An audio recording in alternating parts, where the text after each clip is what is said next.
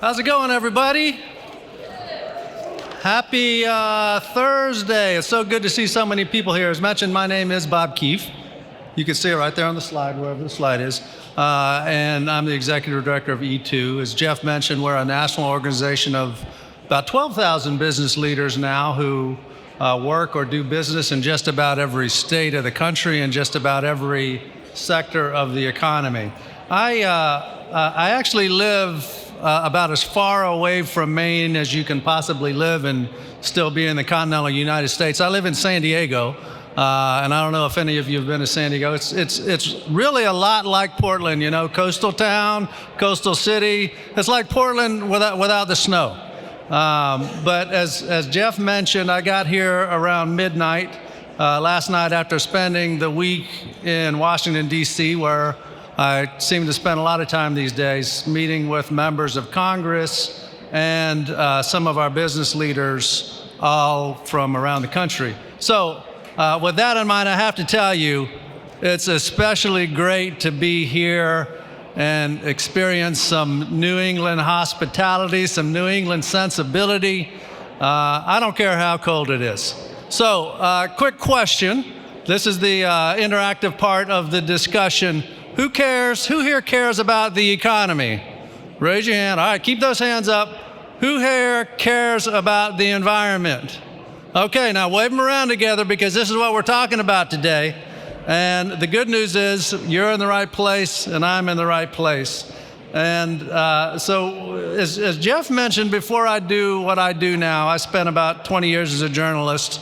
So I do the only skills that journalists sometimes have, which is string a few words together. And Jeff mentioned the book that was released a couple years ago called Clean Economy Now. A lot of folks have been telling me, you know, maybe you should think about a revision, Bob. Maybe that should be Clean Economy Later, which might be. But my answer is that, I'm still pretty optimistic about where we're going. And I can tell you why. And that's what we're going to talk about today. And let's start first with what is the clean economy? How big is the clean economy? Let's see if, all right, here we go. Right now, so my organization for the past decade or so has been tracking clean energy jobs across the country. And now we have data down to the state level, the county level, the congressional district level of how many people work in solar, in wind, in energy efficiency, in manufacturing of clean energy goods, things like that. Right now, there's about 3.6 million Americans that get up every single day. A lot of them are in this room, pull up their boots, go to work. Yes, it's the solar installers. Yes, it's the wind turbine techs, but it's also construction workers who work in energy efficiency, especially here in Maine, where making our homes, our offices, our schools more energy efficient, saving us money. It's the people manufacturing the goods, whether it's high efficiency heat pumps and HVAC systems, or electric vehicles and the batteries and the parts that go in them. 3.6 million people, let me give you some perspective. That's more people than there are teachers in America, folks. That's more people that work in clean energy than work as bankers in America. It's more people than work as real estate agents, realtors, believe it or not. So this is the energy economy right now. And by the way, 3.6 million workers, that's about twice the number of Americans that work in fossil fuel industry right now. So this is the energy industry in America. Surprise, surprise, California is at the top of the list, but look on down that list. Texas, Michigan, Ohio, North Carolina, Pennsylvania. Texas is number 2 for jobs. Texas is now the biggest renewable state in the country. It's number 1 in wind. It's just surpassed California as number 1 in solar, and it's about to pass California number 1 in batteries. Texas, those liberal hippie tree huggers, right? I bring this up, and you can tell where there's which states are red and which states are blue, and I bring that up not to cast politics or partisanship into this, but to really make the point that there should be nothing partisan or political about creating jobs, driving economic growth, generating the energy that we all need every single day. Here in Maine, 14,000 people work in clean energy. Maine's clean energy employment increased by more than 4% last year. That outpaced the rest of the state's employment. Just like the rest of the country, clean energy job growth has been outpacing the economy writ large. Here in Maine, quite naturally, energy efficiency is the biggest part of that. But you see those other areas. Storage and grid is huge, is going to be huge and growing. Renewable generation continues to increase, and all you have to do is walk around this room to put a face on some of these numbers. You can find this on our website, by the way, if you ever want to go a little deeper. Now that's people. What about projects? The other thing my organization has been doing for the past 4 or 5 years now is tracking the number of clean energy projects around the country since summer of 2022. What we now know is that there is more than 400 major clean energy projects that have been announced in the past several years alone. $135 billion worth of private sector investment, 135,000 jobs. We're talking about solar panel factories in places like Georgia, EV factories in Alabama and North Carolina, heat pump factories here in Maine, battery plants in Alabama and Louisiana. $135 billion worth of private sector investments. When is the last time, folks, when's the last time we've seen 400 factories announced in our country? Maybe the Industrial Revolution, maybe after World War II, not in my lifetime and not in the lifetimes of most people in this room. So we really are on a cusp of an economic revolution thanks to clean energy, the likes of which we haven't seen in a very, very long time. So that's the good news. The bad news, in case you haven't heard, in case you haven't been listening today, in case you haven't been noticed, there's been a little bit of shift in Washington over the past couple of years. The current administration, aided by a complacent Congress, basically has done everything it can to kill clean energy in America. And I don't say that lightly. It's the God-honest truth. It started with killing, of course, clean energy tax credits for solar, for wind, for electric vehicles, and increasing tax breaks for oil and gas companies. Then came the dumping of a huge amount of red tape on the clean energy industry. The bureaucracy that a lot of folks who are in office right now said they were going to get rid of got exponentially worse for one industry, the clean energy industry. I'll give you an example. If you want to build a solar farm or a wind farm in America right now, any place, and you need federal approvals, you're going to need at least or nearly 70 federal approvals from the Department of Interior alone. And by the way, that's not just Interior staff. That's enough government red tape just working through staff. You have to get these approvals personally from the Secretary of the Interior, Doug Burgum. Let me tell you something, he's not going to sign off on that. And there is no other industry that is facing that kind of scrutiny now or in the history of our country. 70 approvals from the Secretary himself. As a result, guess what's happened? Last year, anybody want to guess how many clean energy projects in America got federally permitted? I'll give you a hint. That many. One. It was a solar farm in Nevada. Anybody want to guess how many permits were issued for oil and gas projects in America? I don't have enough fingers because it's 5,740 federal permits were granted for oil and gas. One for clean energy. One for the industry that you all are in. So quite naturally, this has led to companies stopping construction, pulling out, going elsewhere in the world. I just returned from India a couple of weeks ago, and let me tell you, China is eating our lunch now. India's standing at the buffet line about to jump in. They are expanding solar quicker than they can, as quick as they possibly can, and they don't care what the United States is doing.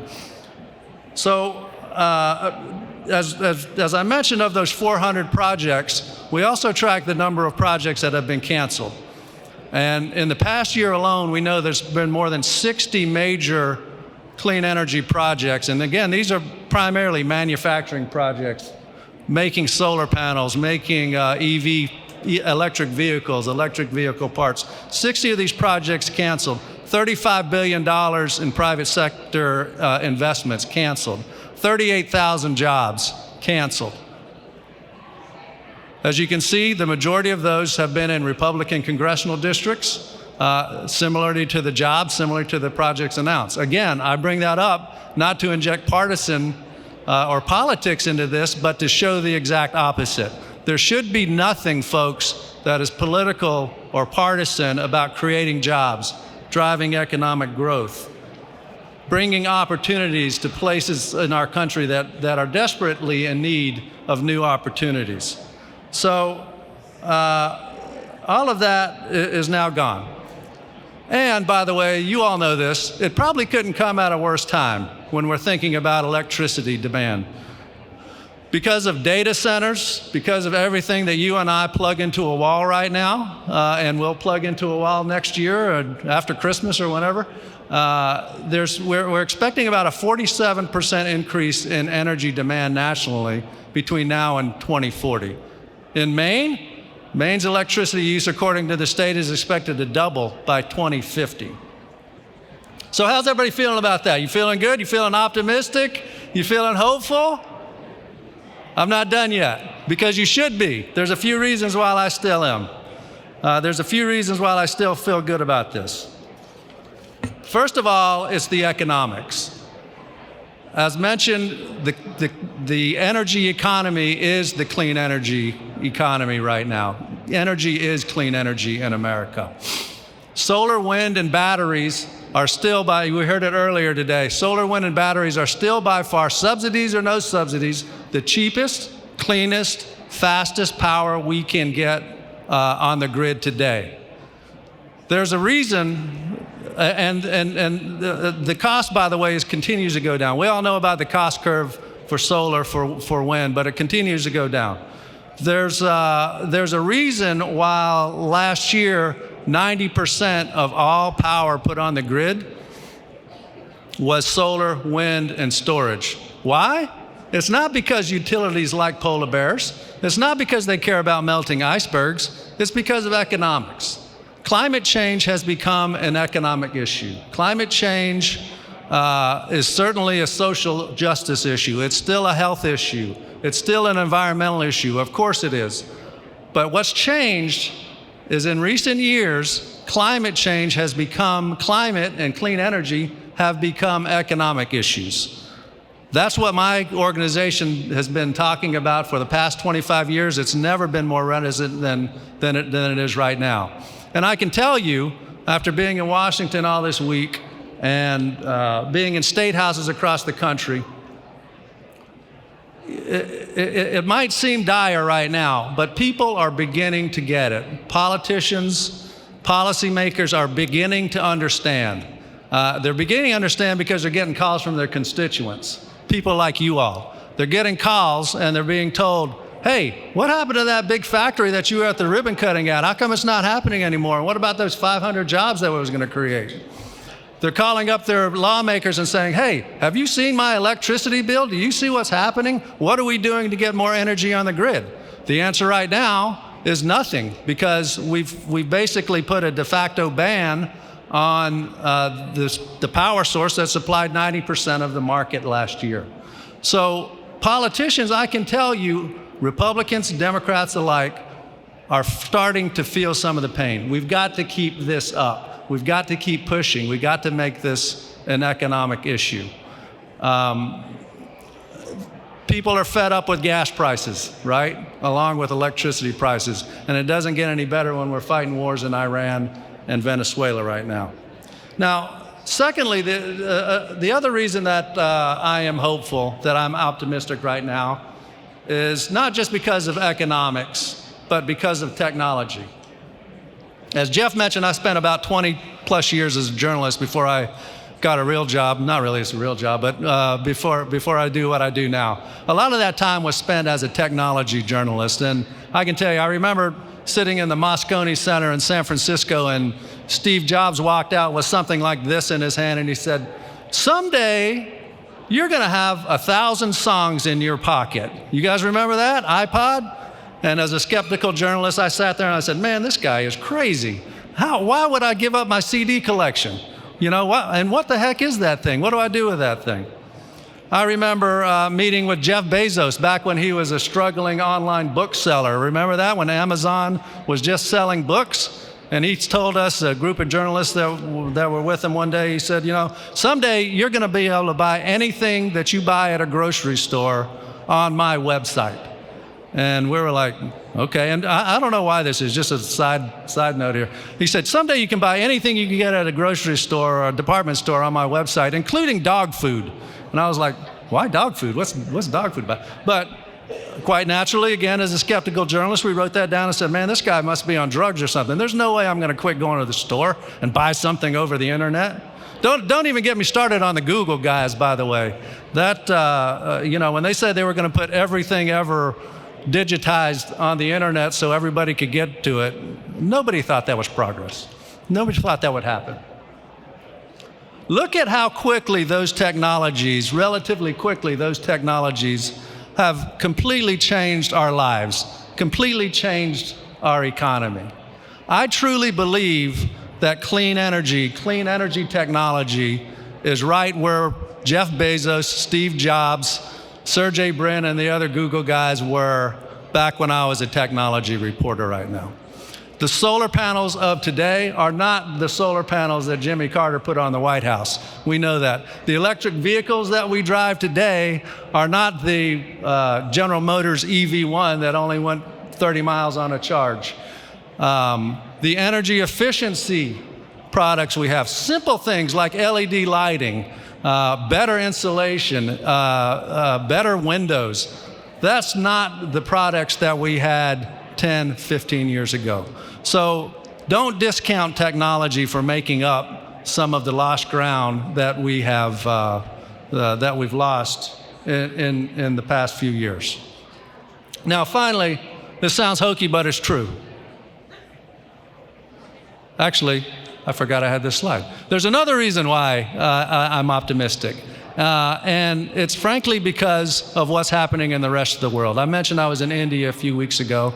I was in Brazil before that. If you look outside the United States, every single country, developed country, is moving as quickly as they can toward clean energy. Just about every country is moving quickly as they can toward clean energy. Why? Again, sure, yes, they care about climate change. They care about the planet. They care about their people's health. But it's also because it's the cheapest, cleanest power you can generate, full stop.